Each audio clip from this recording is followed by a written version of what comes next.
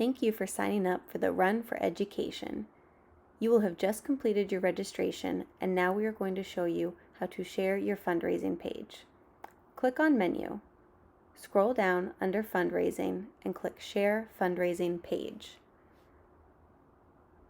This is your home screen. Here, the first thing you're going to do is Edit Fundraising Page.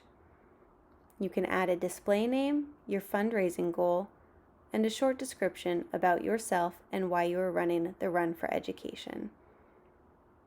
You can also update a profile image. Click Save Updated Fundraising Information.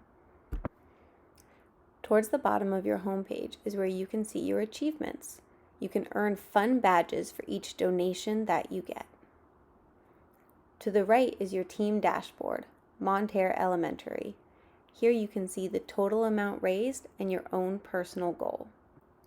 There are 4 ways to share your fundraising page: Facebook, Twitter, an email marketing campaign. From here you can update the message, make it personal, make it fun, do something to get everyone's attention. You can add as many recipients as you would like and send one email to everyone. The last button is a copy link button. Once clicked, you can then send it via text message or any other social media pages. Thank you for your support.